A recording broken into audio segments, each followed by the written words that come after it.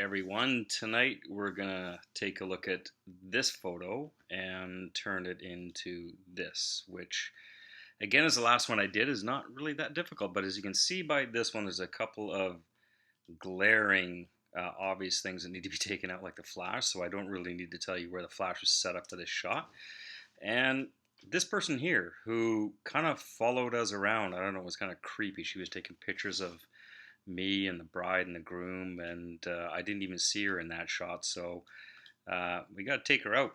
And as I tell everybody, it's always best to get the best picture out of camera so you don't have to do much editing. Her I didn't see, so there's not much I could do about it. And the flash, well, considering the lens that I had, there was no way for me to get the flash out. Well, I suppose I could have, but I knew it wasn't that big of a deal given the background that I had to take it out. So there's not really much to get to this, and I'll show you how. So obviously the first two things we have to do here are take this and this out, and you can do it in Lightroom, but I don't like it. And if you've got a nice shot, you're going to want to take it into Photoshop and do a better job of it. So let's take this image into Photoshop. We can go Command E, and that'll take us straight to Photoshop. Give it a second, and again what you want to do is always go Command J, duplicate that layer. You can right mouse click and duplicate layer, just so if you do completely screw up, you can go back to your original one and start all over again. So I'm going to zoom into the flash. We're going to take that out first, and as with anything in Photoshop, there's tons of different ways to take anything out, and one of the quickest ones is content aware. So if I hit J, which will take us to this spot healing brush, make sure content aware is on. Let's give it a shot. With this, it's not my favorite because content aware is great for lines and things like that, and not something this big. So let's just give it a shot and see what it looks like. And it probably won't be that great. See, we've got some blemishes in there, so I'm going to go Command Z and get rid of that. So we can also try the patch tool, which is another great one. So we just grab the patch tool and we kind of circle around that. So let's try that. Let go. It'll make the selection, and drag it to somewhere where you think you might want to match it. So let's do that. And nope, still don't like it. There's that over there. So let's go Command Z and go back. And if you go Command D, it will get rid of the marching ants. So what I probably want to do with this one is go to Clone Stamp tool. You can hit S or go over here. You'll get a circle. And hardness I probably want down because I want it nice and feathered. So I need to choose a sample point. So right above it seems pretty good. So what you need to do is hold the Alt key down, and you'll see it'll go into crosshairs, and then you just click, and it'll sample that point. And now we drag our mouse down and kind of match it up, and we just keep clicking. See, it's still not perfect. So let's go to history. God, we did a lot of clone stamp there. And I still think, again, this is a perfect example of the many ways to clone something out in Photoshop. I'm going to go back to the patch tool. Although it did give a bit of a blemish, might be easier to fix. Let's find some tones that are quite the same. Patch tool is really good for this sort of thing. So we do have a little bit there. So again, Command D will get rid of the marching ants, and now we have to fix a smaller spot. So let's go back to the Clone Stamp tool. Alt and click your sample point. Let's try that again. And click in there. And we just had a Facebook notification. Probably some joke that I did. It's still a bit too blue. That sample over here, and you can just mess with this until it's perfect. So that actually looks pretty good. All right, and Command 0 allows shortcuts. It'll take us right back to full screen mode. So now we have there's the flash, and we've gotten rid of it. Again, this is not a tutorial on how to get rid of things is just how I got to a final image. Now we got to get rid of her. So I think we might do the same thing. So that hit the patch tool, click down there, and we'll circle around here. She was kind of creeping us out after a while, to be perfectly honest. So we'll take her right out, marquee around her, and that's just, oops. When you've done that, you've circled around with the patch tool, put your mouse in the middle, hold and click, and drag away. And you never know what the results are going to be like until you actually do it. So that looks horrible. So let's leave that marqueed, and it's a bit of a trick that I'm not going to get into now, but I'll go clone stamp tool. We're going to do the same thing that we did on the other side here, but I'm going to sample point up here and match up that line, the edge of the, if I go alt and sample that there, you'll see I've sampled the edge. So we snap to the edge there and just keep clicking inside of there, maybe to collect, sample another point. Oops, that was terrible. Hold down the alt key, sample, line up the edge, and because I have these marching ants around here, everything I sample up here is only being changed inside those marching ants. So you'll see if I go Command D, you'll see kind of a sharp line around there, which I don't like. So we'll kind of subtly get rid of that. And again, there's so many ways of doing this. I'm going to clone stamp, alt, sample my point again, and you'll see how it's kind of feathered there a bit more. So I will just feather that way. I will alt and click out here to the right of that and sample down. You'll see I'm feathering it and it looks a lot better now. And it's never a bad thing to keep sampling the part that you want to sample and then clone into the new area. So I will alt click over here and keep in mind the size of your sample point, and just click gently down there, and you'll see we got rid of her.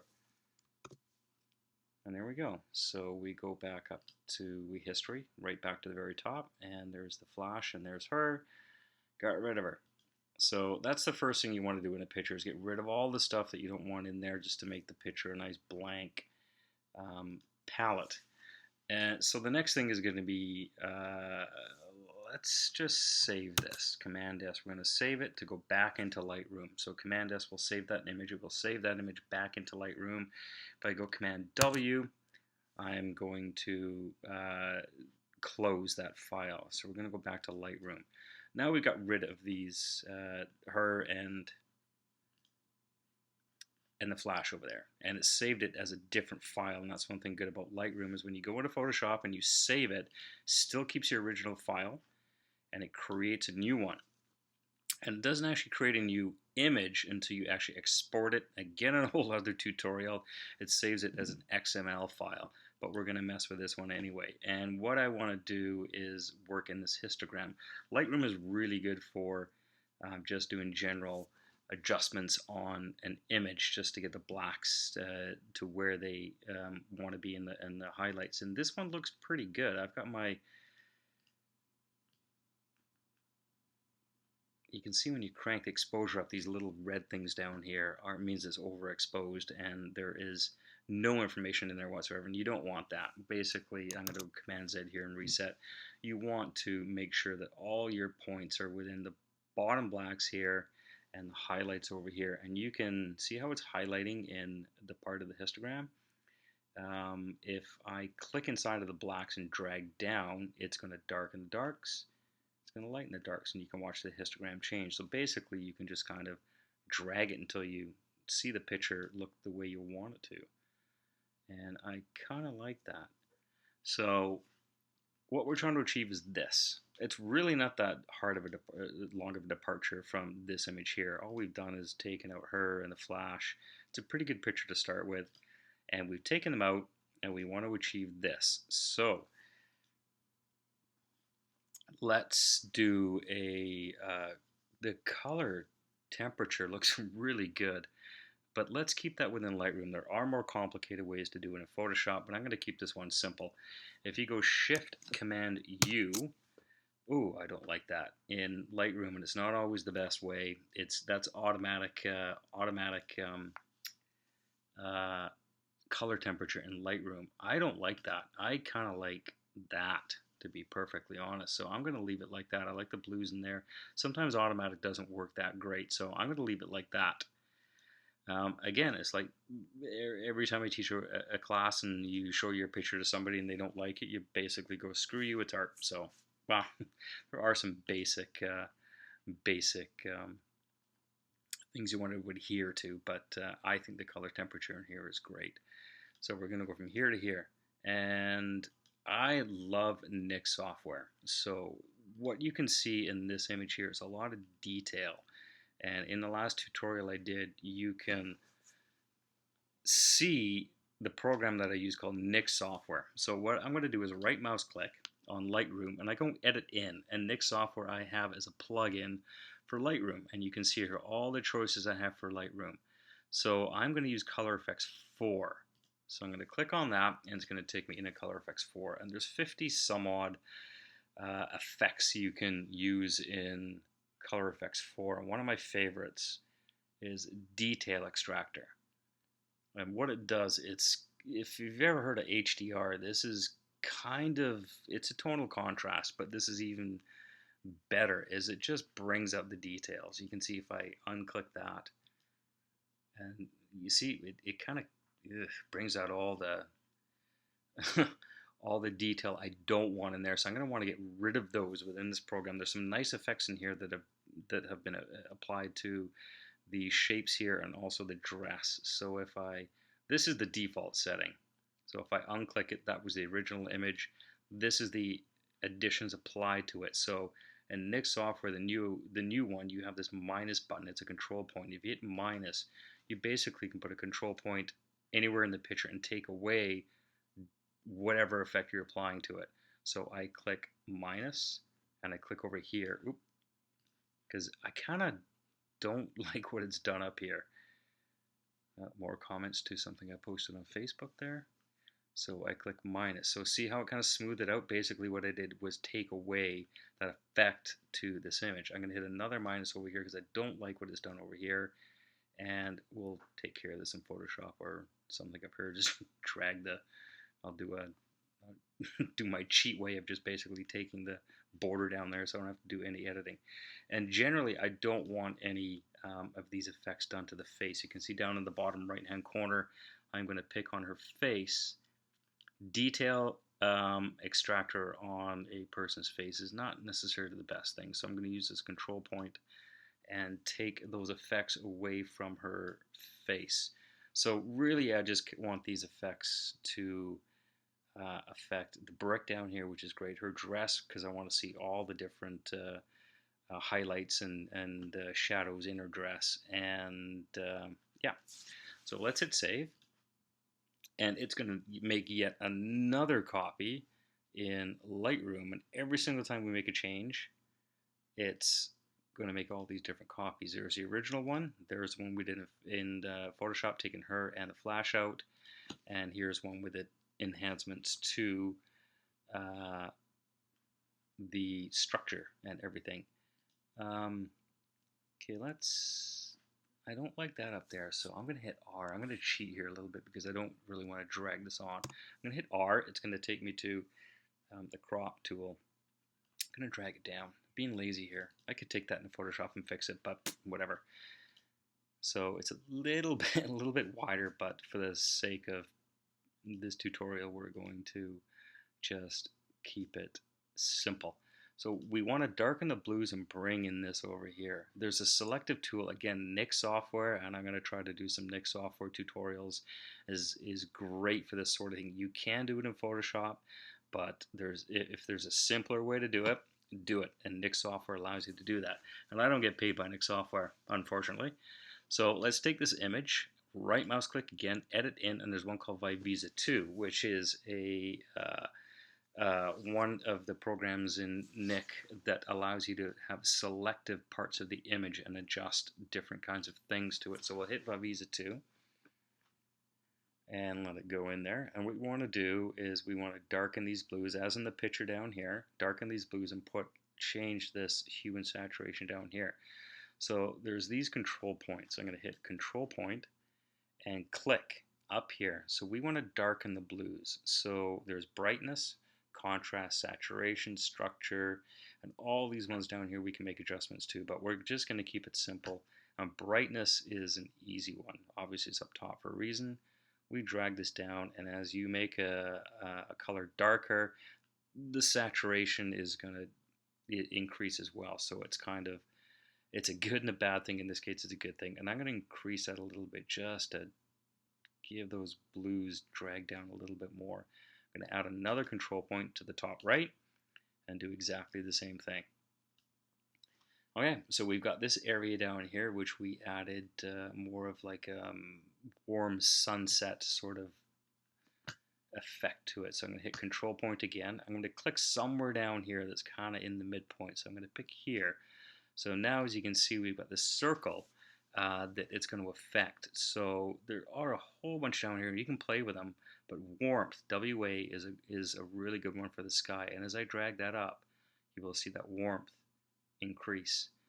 And it's also applying it to her dress. You can leave it there, you can take it out, but because I have the warmth over here, I would assume that that would apply to her dress as well. So let's take a look at before and after. And by Visato, just with 3 separate control points, it just added all that to that image. So we're going to hit save, and we're going to see how close it is to the other image. So there's the one we just did. There is the other one. It's a tiny bit darker. Really, we could just go up here and grab the blacks and drag it down a little bit and drag the exposure down a little bit to get it as close to that as possible. But I think it's just as close. And really, that's as simple as it really is to go from that image to that image. And without doing the tutorial, generally that, I hate to tell my clients, but that can be done in just a few minutes. But the key is to have a good image out of the camera to work with to make your workflow as short as possible. And when you're dealing with 1,000 images, you do not want to have to spend 10 minutes per image, because then your hourly rate is going to be about 30 cents an hour by the time you finished a wedding. So workflow is critical, and that's another tutorial on workflow. So they're pretty similar. There's minor tweaks. This one's a little bit more dramatic than this, but it's a very simple thing to do. But you can see what I've done in this in order. My phone was going off, so I had to take it. But you can see there's really not much, and if you watch this tutorial, you can see, other than the talking, that it's pretty quick to get from here to here. So stay tuned, and I will be putting on more tutorials in the very near future.